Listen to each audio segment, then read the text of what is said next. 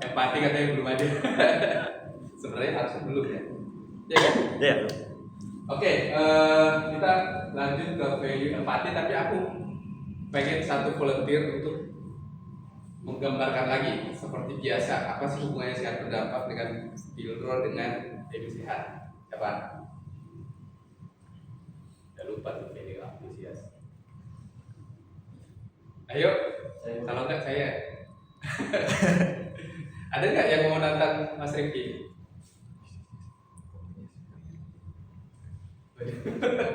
Oke, silakan bro.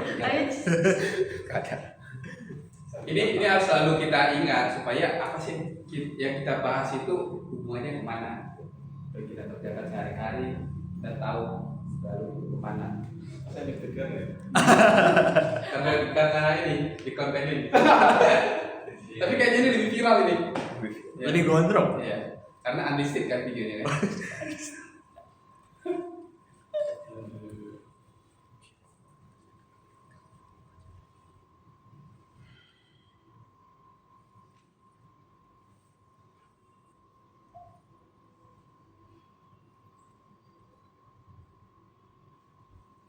Langsung ada yang protes.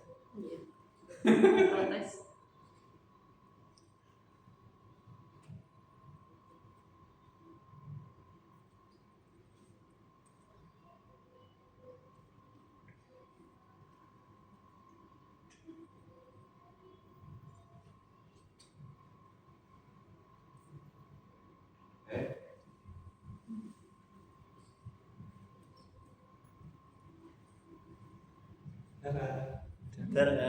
Oke, terima kasih Mas Rifki. Ada yang mau protes? Ya. Oke. Udah ada Bagi. Kenapa dia Bawahnya aja ya. Ya. Oh ini benar ini. Versi 2.0 benar ini.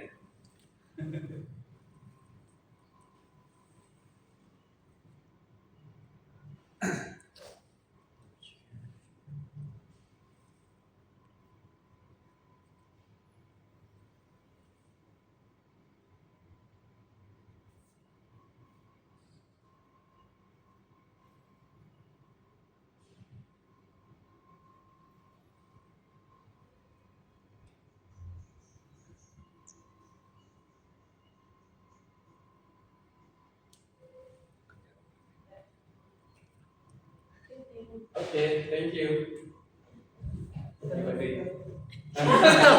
Revisi dikit. Revisi dikit. Apa yang kata? Tambah segitiga, Pak. Biar jelas arahnya. Oh, oke. Sebenarnya nggak ada yang salah, jadi nggak ada yang benar. Cuman setiap saat itu kita nge-refine pemahaman kita supaya makin menyatu. Dan kalau saya melihat dua-duanya punya insight ya buat kita untuk bisa lebih memahami. Karena sesungguhnya aku pun di sini dalam bentuk gimana sih cara menstrukturkannya supaya nyambung. Intinya kan untuk mewujudkan sehat berdampak itu butuh people itu dengan kategori hero. Hero itu ada manusia yang punya value sehat dan punya capability di bidangnya masing-masing sehingga dia bisa perform. Nah, kita bersama-sama akan bisa mewujudkan sehat berdampak. Kalau itu begitu membacanya. Oke, nah hari ini kita membahas value sehat dan bagian value empati. Saya akan menjelaskan ini dalam 3 struktur ya. Yang pertama latar belakang dan definisi, kemudian 3 pilar inti implementasi di sehat berdampak lah ya, kemudian terakhir penutup. Oke, latar belakang dan definisi dari value empati. Jadi saya sudah ceritakan ya, value sehat itu muncul sekitar Februari 2020 kalau nggak salah ya. Dan di antara 5 value ini ada beberapa yang kata awalnya itu bukan itu, tapi saya cari supaya padanannya supaya bisa disingkat jadi sehat. Nah, salah satunya empati itu tadi datang dari value customer oriented atau customer centric. Karena saya menyusun ini dulu kan dalam konteks mau bikin visi untuk sebuah bisnis kan. Nah, maka saya melihat itu salah satu value yang harus dimiliki orang-orang dalam bisnis itu adalah customer centric. Karena bisnis itu bisa berjalan kalau kita melayani customer dengan sepenuh hati, kurang lebih gitu. Ya, tapi kan nggak ada C di dalam sehat kan. Nah, maka saya cari apa ya yang mirip. Saya melihat yang dekat itu adalah empati, dan ternyata dia bisa dibawa juga lebih panjang terhadap visi sehat berdampak. Jadi sehat berdampak itu sebenarnya istilahnya lebih belakangan dari sehat, dari value sehat, tapi spiritnya sudah ada dari dulu sehat berdampak. Nah, ketika saya nemu kata empati untuk mewakili customer centric, itu malah makin klop terhadap visi kita. Jadi dulu kata-kata visi itu adalah menjadi rujukan dan edukator pola hidup sehat alami yang memiliki dampak yang menggunakan bahan baku lokal dan ramah lingkungan, kayak gitulah kata-katanya. Itu belum seperti ini. Tapi kan secara spiritnya udah sama. Nah, saya melihat itu muncul karena punya value empati. Empati dalam hal ini tadi kan saya bilang customer centric. Nah, customer itu yang kita perluas. Kita sebagai hero atau bahkan lebih luas lagi sebagai manusia, customer kita itu. Kalau di bisnis mungkin customer-nya itu adalah pembeli. Tapi sebagai manusia, apalagi sebagai hero, customer kita itu lebih luas. Ya, rekan kerja, pembeli, supplier, apalagi negara, bahkan alam. Itu customer kita. Sebagai manusia itu kalau kita memiliki empati, kita harus memiliki kepedulian secara luas ke sana. Ya. Kemudian secara apa namanya itu kata-kata ya, definisi by kata ya. Mungkin kita sering mendengar empati dan simpati. Ada yang bisa menjelaskan bedanya? Simpati baru rilis lagi. Oh, iya ya. Iya. Halo. Kalau agak lebih boomers ya. Aku tahu sih ada di situ. Makasih loh. ada yang bisa apa? Ini dicontohin aja. Kalau Ya. simpati itu lebih kayak you feel sorry for someone. Kalau misalnya kalau empati itu lebih kayak I relate to you. Gitu. Paham nggak? Ini ya. Itu nggak contoh sih, itu definisi. Iya. Oh iya. Iya. Aku pernah karena membayangkan contoh tadi. Ekspektasi agak turun. Simpati itu masih sebatas keperasaan aja, tapi kalau empati itu sudah sampai ke tindakan. Ada lagi? Empati itu respon dari kita memahami orang lain. Simpati itu cara kita merefleksikan kehidupan orang lain. Tapi sebenarnya kalau by meaning itu kan kita bisa lihat di kamus. Cuman kurang lebih kayaknya simpati itu adalah kita memahami. Ya. Kita tahu. Tapi kalau empati itu kita ada di sisinya. Kita merasakan. Jadi kalau ada orang yang kemalangan, ya kasihan ya, sedih banget dia. Nah, kalau empati itu dia kita ikut, bukan kasihan ya. Kasihan itu kan kayak kita memberikan ya, hanya memahami, dia sedih banget ya. Itu kalau empati itu kita ikut. Nah kalau kita ikut sedih, otomatis nanti itu bisa menggerakkan tindakan kita. Walaupun sebenarnya empati itu belum tentu sampai tindakan, tapi dia turut merasakan. Nah, itu bagian pertamanya yang latar belakang dan definisi. Jadi udah tahu ya latar belakang dari kata atau value empati itu di dalam value sehat. Nah, saya ingin juga secara spesifik karena empati itu kan kalau kita lepas begitu saja secara definisi kita akan mempunyai definisi yang begitu luas dan bisa bermacam-macam. Ya. Maka saya selalu bilang ketika kita ngomong sehat, jadi sehat di sini kita nggak bisa begitu saja memahaminya seperti apa yang ada di dalam kamus. Kita harus mengkontekskannya itu dengan apa yang kita kerjakan di dalam sehat berdampak. Oke, nah di dalam sehat berdampak value empati itu ada 3 pilar yang ingin saya ajak kita semua untuk memahaminya setidaknya dengan 3 pilar ini. Yang pertama, empati itu adalah di dalam sehat berdampak, empati itu adalah pelaku atau aktif, bukan pasif. Karena dulu awal-awal saya menjelaskan value empati ini, habis itu tiba-tiba sehari-hari saya ngeliat, kamu empati dong sama saya. Nangkap kan poinnya? Ya, itu udah jadi langsung kebalik gitu. Empati itu nggak bisa dipinta, kamu itu melakukan. Bahkan orang lain, jadi itu syaratnya. Kalau kamu masih meminta orang lain empati sama kamu, sebenarnya itu bukan empati, itu egois. Empati itu adalah aktif. Kita yang jadi pelaku, bukan orang yang diempatiin sebagai hero. Nah itulah hero itu memang berat ya. Para pejuang kemerdekaan kita dulu, menurut saya pejuang kemerdekaan itu adalah orang-orang yang gugur sebelum kita merdeka. Saya yakin mereka itu nggak menuntut dibilang terima kasih, tapi dia sangat sedih melihat bangsa ini terjajah, maka mereka berjuang. Itulah pelaku. Nah, kita di dalam konteks hero juga seperti itu. Ya. Maka masuk ke pilar kedua adalah kita harus menjalankan empati itu secara sistemik. Tidak hanya konteks individu. Ya, kita kasihan misalnya sama anak-anak yang kurang gizi. Bukan anak-anak, bahkan anak atau ada tetangga kita misalnya. Itu sah-sah saja secara individu, tapi di dalam gerakan sehat berdampak kita harus membuatnya itu secara sistemik. Maka ada gerakan berbagi sehat, karena kita punya kepedulian atau dalam konteks ini adalah empati terhadap orang-orang yang kekurangan gizi. Sehat berdampak itu kan kita berempati dengan orang-orang yang masih belum bisa menjalankan pola hidup sehat. Maka kita edukasi, yang mampu dibeli, yang nggak mampu kita lakukan dengan berbagi sehat, walaupun masih cuy. Tapi kita bangun dia dalam bentuk sistem yang harapannya nanti dia bisa sustain. Kemudian juga kita berempati dengan nasib para petani. Ya, kalau teman-teman lihat berita atau mungkin ada di antara kita di sini yang keluarganya atau anak seorang petani itu adalah satu-satunya produsen yang tidak bisa menentukan harga jual produknya. Maka muncullah gerakan secara sistemik, itu adalah gerakan dukung petani lokal. Kita berkomitmen untuk menggunakan bahan baku buah dan sayuran lokal.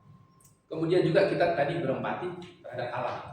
Ya, saya tahun 2019 itu saya baca berita di Indonesia nomor 3 penghasil limbah plastik di dunia. Limbah plastik itu baru bisa terurai ratusan tahun, bahkan ada jenis plastik yang sampai ribuan tahun.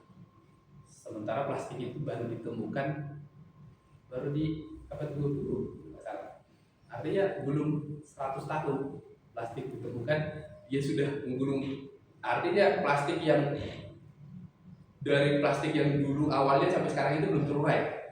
Dan kecepatan kita menghasilkan plastik setiap hari itu sangat tinggi. Nah, makanya bayangkan dalam 20 tahun ke depan diperkirakan kalau kita makan ikan yang kita makan itu adalah mikroplastik. Nah, kita berempati secara sistemik, kita membuat gerakan ramah lingkungan, kita memperjuangkan kemasan-kemasan yang low bahkan no plastik. Itu poin kedua, kita menjalankan empati itu secara sistemik supaya dia bisa berjalan bahkan tanpa kita, selama gerakan itu tetap eksis, organisasinya tetap eksis, atau banyak orang yang terinspirasi secara sistemik. Kemudian yang ketiga, empati itu hanya bisa dilakukan, setidaknya menurut saya ya, kalau kita memiliki rasa syukur. Ini syaratnya. Itu nyambung dengan tadi poin nomor 1, supaya kita bisa jadi pelaku. Ya. Kalau kamu tidak punya rasa syukur, yang ada kamu itu akan selalu merasa kurang. Apapun yang kamu miliki, kamu selalu merasa kurang, kamu selalu merasa ingin ditempatiin sama orang lain. Gitu. Banyak hal yang bisa kita syukuri ya. Makanan yang kita dapat, pekerjaan yang kita dapat, bisnis yang kita miliki, keluarga yang kita miliki, alam yang kita miliki, macam-macam. Tapi bedakan bersyukur dengan pasrah ya. Kita harus tetap berusaha untuk lebih baik, tapi kita harus selalu bersyukur. Nah, wujud dari rasa syukur ini adalah tidak ada kata mubazir. Ya, ketika Tuhan mempercayakan makanan kepada kita, ya kita makan. Jangan sampai ada yang berlebih. Ketika Tuhan mempercayakan bisnis kepada kita, kita perjuangkan. Jangan hanya mengeluh, ya kompetisi tinggi. Jadi sebagai business owner ya, contohnya, itu saya tidak mudah menerapkan itu. Kemudian juga dalam teknis misalnya, buat mempercayakan leads, itu kan bisa aja kita ngiklan terus nggak ada leads. Kemudian leads sudah masuk, itu uang. Kita harus perjuangkan, bukan harus closing, harus perjuangkan, jangan sampai diabaikan. Ya. Maka contoh konkretnya adalah apapun yang dipercayakan kepada kita harus syukur dengan cara memperjuangkannya, ya. Memaksimalkannya, jangan sampai ada yang mubazir. Bahkan ekstrimnya saya bilang contoh misalnya dalam makanan, makanya saya itu paling nggak suka kalau lihat makanan berlebih dari dulu, mau di rumah maupun di sini. Kalau kamu belum bisa memberikan makan seluruh orang yang kelaparan di dunia ini, kamu tidak punya hak untuk membuang makanan. Kalau kamu tidak bisa memberikan seluruh orang yang kekurangan di dunia ini, kamu tidak punya hak membuang barangnya menurutmu kamu miliki. Maka hati-hati membeli barang kalau terbuang, itu menurutku itu bukan empati. Walaupun kita merasa itu kita beli dengan uang kita, ya. Banyak kok orang yang berusaha nggak mendapatkan, sehingga apapun yang kita dapatkan, walaupun kita merasa itu bagian dari usaha kita, itu sebenarnya karena sudah jadi Tuhan. Maka kita harus mensyukuri itu semua dengan cara memperjuangkannya. Jangan sampai ada yang mubazir. Ya. Itu kurang lebih 3 pilar menerapkan empati di secara berpendapat. Ada yang bisa summary 3 poin tadi? Kalau nggak bisa nanti nonton YouTube-nya. Tapi harus ada. Oke. Saya harap ini memang kita selalu kalah sama remaja gitu. Gitu Pak. Oh, udah dewasa. Oke. Yang pertama itu tentang latar belakang bagaimana pembentukan empati itu merupakan sebuah customer centris, tapi customer di dalam konteks Skillbro itu bukan merupakan seorang pembeli, melainkan beberapa komponen yang memang saling terhubung dalam bisnis kita. Contohnya seperti supplier, petani, bahkan juga orang-orang yang yayasan yang terhubung sama kita dan lain-lain gitu. Karena memang itu core dari sehat berdampak gitu, bukan hanya pada customer doang, bukan hanya customer related alias pembeli doang. Terus kalau yang kedua itu tentang bagaimana empati itu sebenarnya bisa dilakukan secara sistemik. Jadi bisa dijalankan asalkan ada sistemnya. Jadi kenapa perlu sistemik? Karena empati itu merupakan suatu tujuan yang besar gitu untuk bisa mewujudkannya. Makanya kenapa dibuat sistemik? Karena sistemik itu sudah sistem itu istilahnya modal gitu. Modal untuk kita merealisasikan empati tersebut supaya terus bisa sustainable. Terus yang ketiga, empati itu cuma bisa dilakuin ketika kita merasa udah bersyukur, which is aku mau agak menyanggah. Karena menurut aku kadang empati itu nggak selalu datang dari suatu tempat yang indah, bersyukur gitu. Aku ngerasa empati juga bisa datang dari tempat yang antah berantah, hancur dan rusak. Contohnya kayak dari kemarahan, dari ngerasa injustice dan sebagainya macam. Kalau misalnya kita bisa lihat, contohnya orang-orang yang lagi demo, itu sebenarnya mereka ngerasain empati, tapi dari tempat tersebut gitu, dari tempat yang buruk. Mereka tuh berkembangnya dari situ. Tapi secara secara tujuan mereka juga sebenarnya baik gitu, karena memperjuangkan hak-hak orang yang tidak bisa menyuarakannya. Itu sih yang aku rasain. Jadi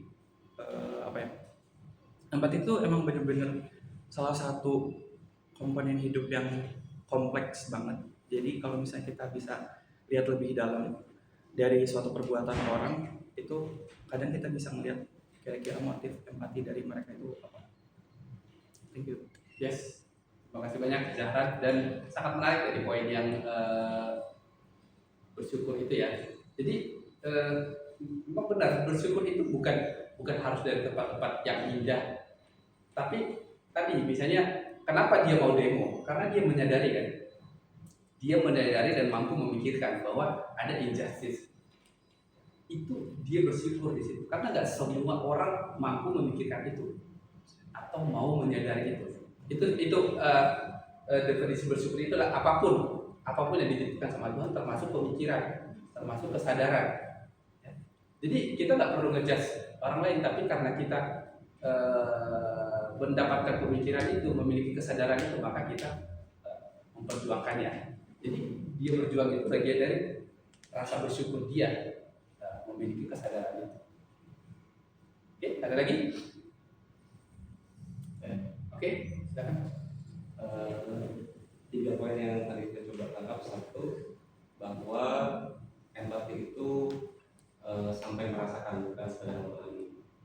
Yang kedua, empati itu diberikan bukan diminta. Yang ketiga, empati dapat melakukan ketika kita sudah mau bersyukur. Thank you, Bro Rifki dan Zahra. Saya coba simpulkan lagi.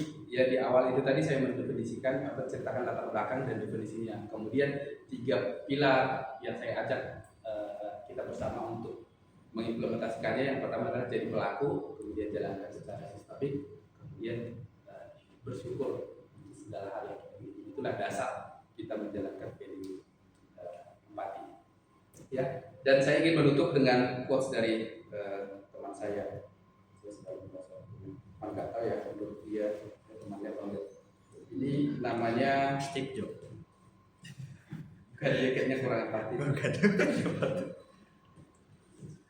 Ini Alfred Adler. Ada yang tahu ya? Alvendo. Bukan. Oh, bukan. Jauh. Alfred Adler. Ini seorang psikolog.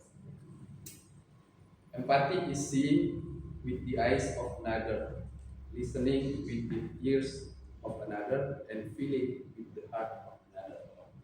Jadi itu mirip dengan definisi yang di awal tadi. Ya, itu coba kita terapkan secara bersama-sama dan semoga Tuhan menyertai setiap langkah kita. Terima kasih.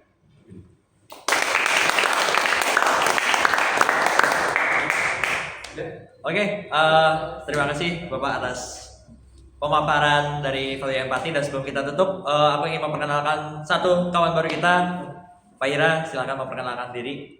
Sini. Ya, di sini. Halo teman-teman, ibu bapak,